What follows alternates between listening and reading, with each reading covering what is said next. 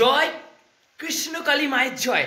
আজকের ভিডিওতে তোমাদেরকে শোনাবো এক ভক্তের মুখ থেকে এমন এক করুণ কাহিনী বা ঘটনা, যে ঘটনাটা শুনলে তোমরা বুঝতে পারবে যে বর্তমান নীলপুরে কৃষ্ণকালী মা কতটা জাগ্রত। উনি মাংস খেয়ে অমাবস্যার রাতে মায়ের চরণে উনি ফুল দিতে গিয়েছিলেন। তারপরে ওনার সঙ্গে কী কী ঘটে সেটা ভিডিওটি প্রথম থেকে শেষ অবধি দেখতে থাকো, জানতে পারবে। আচ্ছা দিদি, বলছি যে মায়ের মন্দিরে মানে তুমি কবে থেকে আসছো? মায়ের মন্দিরে যবে দিয়ে প্রতিষ্ঠিত হয়েছে তবে দিয়ে আমি আসছি। আচ্ছা, মানে এখানে যে মা আছে, তো তুমি কি বুঝতে পেরেছো এখানে মা আছে? হ্যাঁ, অবশ্যই বুঝেছি, কারণ আমি এখানে ছোট দিয়েই মানুষ হয়েছি। আচ্ছা আচ্ছা, ছোট দিয়ে মানুষ হয়েছে, আমি ছোট দিয়েই আসি। তো একদিন মানে অমাবস্যার রাত ছিল। আচ্ছা, ঠিক আছে, অমাবস্যার রাত ছিল, মহালয়ার দিন।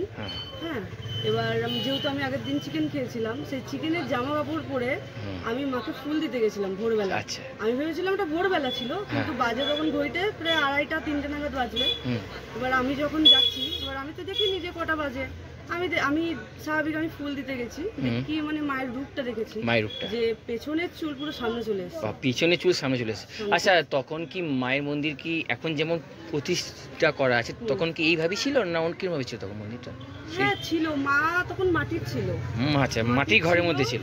না, মাও নিজেও মাটির ছিল। আচ্ছা আচ্ছা। আর হচ্ছে এই জায়গাটা মানে দরমার ঠান্মার ছিল। আচ্ছা, দরমার, ঠিক আছে। আর তখন সামনের পজিশন ছিল এই যে মানে একটা বেড়া টাইপের ছিল, ওরকম দেয়া থাকতো। এখন মানে অন্যরকম, এখন অন্যরকম হয়েছে দিয়ে। এমনি অনেকেই তো আসে মায়ের মন্দিরে, তো এমনি মায়ের কাছে কিছু মানে মানত কি করা হয়েছিল? হ্যাঁ, আমার তো অবশ্যই, আমার তো বিশেষ করে আমার হ্যাঁ, এবার সেটা পূর্ণ হয়েছে? হ্যাঁ, অবশ্যই তা হয়েছে। যদি কিছু কি বলতে পারবে যে কি মানত করা ছিল? বলছি।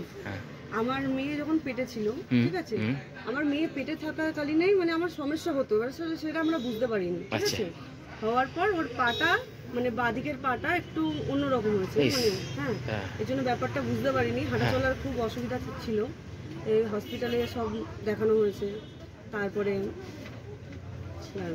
বলছি যখন ও হাঁটাচলা করতে পারছে না বা সমস্যা হচ্ছে যখন, ঠিক আছে, তখন আমি মায়ের কাছে আসলাম, মাকে জানালাম যে মা এরকম অবস্থা আমার মেয়ের, ঠিক আছে, হাঁটাচলা করতে পারছে না। মায়ের কাছে মানত ছিল আমার, ঠিক আছে, মায়ের প্রতি সম্পূর্ণ বিশ্বাস ছিল, ভক্তি ছিল, ওই জন্য মানত করে। তারপরে এবার মায়ের কাছে মানত করেছি, মা আমার মেয়ে যদি হাঁটতে চলতে পারে ভালোভাবে, তাহলে আমি তোমাকে ভালোভাবে মন দিয়ে পুজো দেবো, আমার যেটুকুনি সামর্থ্য আছে সেটুকুনি দিয়ে দেবো, তোমাকে আমি সোনার একটা নাকের দেবো। আচ্ছা, সেটা বলেছিলাম। যে আমার মেয়ে আশা করি, আমার মেয়ে 10 বছর হয়ে গেছে এখন বয়স, আমার মেয়ে এখন হাঁটতে চলতে দিব্যি পারছে, ঠিক আছে। আচ্ছা, সবই মায়ের আশীর্বাদ, মায়ের কৃপা। আচ্ছা, এই মন্দিরে মায়ের মানে পুজো কি মানে ওই শুধু শনি মঙ্গলবার হয় না অন্য বারও হয়? মানে প্রত্যেক দিনই হয়।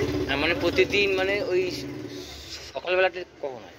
সকালবেলা এই 11টা-12টা নাগাদ হয়। আর এমনি সন্ধ্যেবেলা ওই 6:30-7টা। মানে আসল পুজো হচ্ছে ওই মঙ্গলবার আর শনিবার। আর এমনি আমাবস্যাতেও তো হয় না? আমাবস্যাতেও পুজো হয়। এমনি মোটামুটি অনেক মানুষ হতে, অনেক ভক্তরা ভিড় হয়। আচ্ছা, সবই মায়ের কৃপা, মায়ের আশীর্বাদে সবারই।